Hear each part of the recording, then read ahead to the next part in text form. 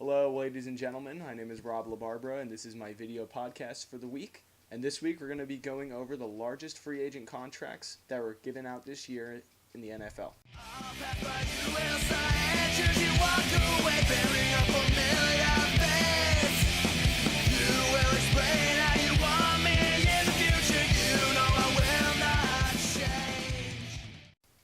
So this offseason, 3 players received very large contracts, almost to the point of contracts you don't usually see. Ndamukong Suh, Darrelle Revis, and Byron Maxwell, all 3 on defense. Usually you'll see an offensive player go for a large amount of money, and definitely offensive players did go. Actually, the next highest contract was Jeremy Maclin going to the Chiefs. But even then, there's a huge jump between Byron Maxwell and Jeremy Maclin's contract. So today we're just going to be going over why those teams may have looked to sign those players and whether or not they overpaid or not. So first we're going to be looking at Byron Maxwell's contract. His was the 3rd largest in the NFL. It's a 6-year deal, $63 million, and I think $25.5 million guaranteed on that contract.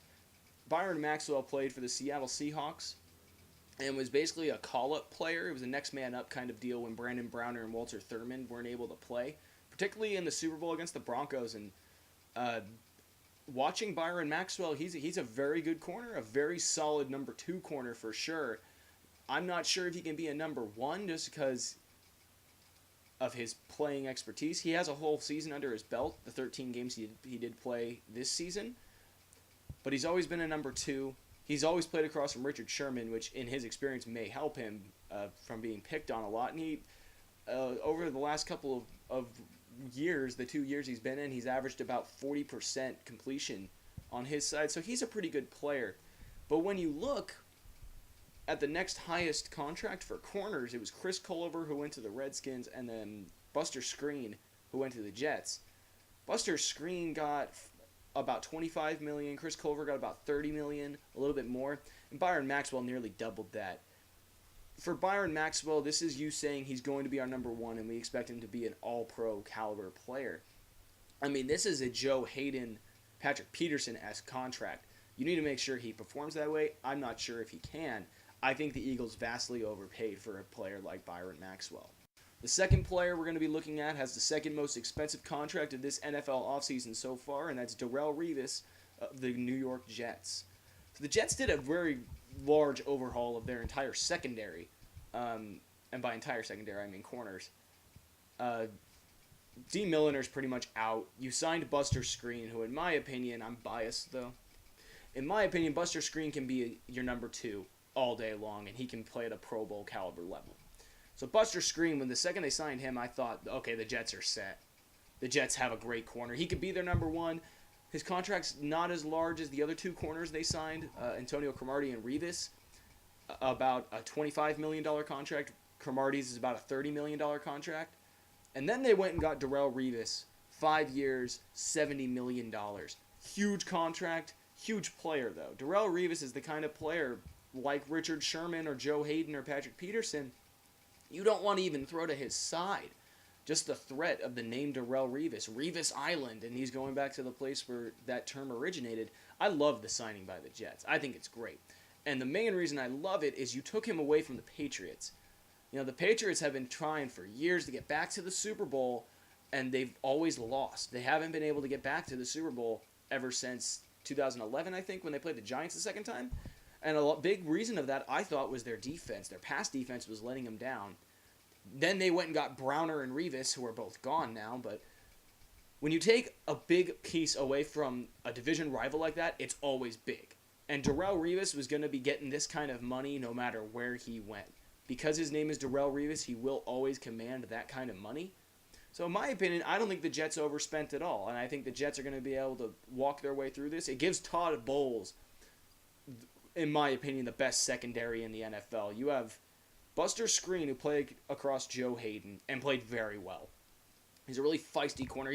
He's the perfect nickel corner, in my opinion, just because he's so small, scrappy. He can come down, help with run support a little bit.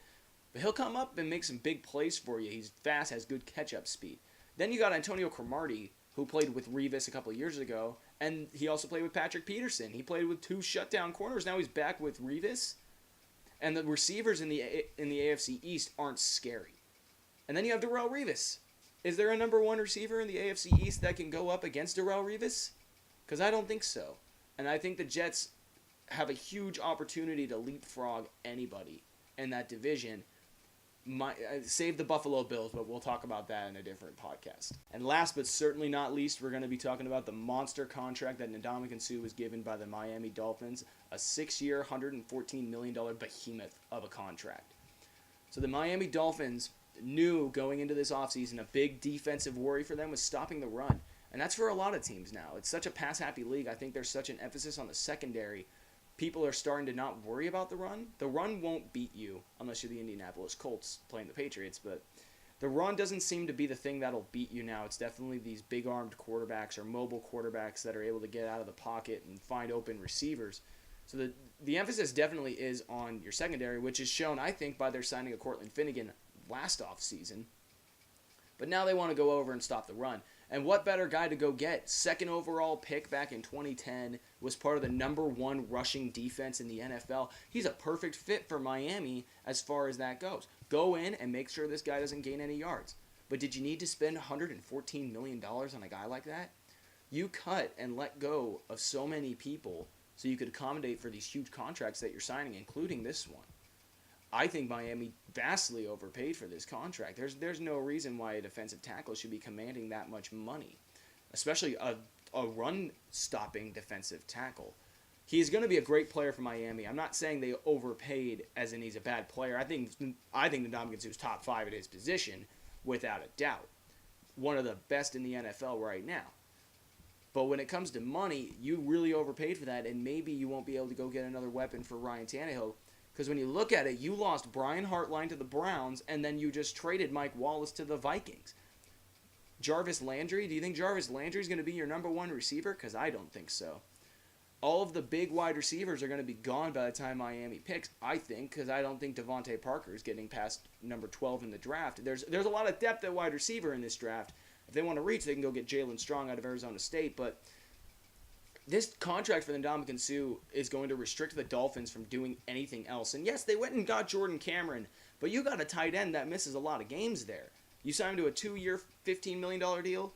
You saved a lot of money letting go of Charles Clay, but you're getting a tight end that you're not sure is going to be on the field all the time. So best of luck to Miami, but I think you're going to be a cellar dweller this year behind the big spending Buffalo Bills and New York Jets. And that concludes this week's video podcast, everybody. Thank you so very much for watching and listening to me this week. We'll be back next week talking about a new topic. Not too sure which one I'm going to be talking about. Go ahead, put it in the comment section. I'll go ahead and look it over, and you guys can help me find my next topic. Thank you very much for listening. We'll see you all next week.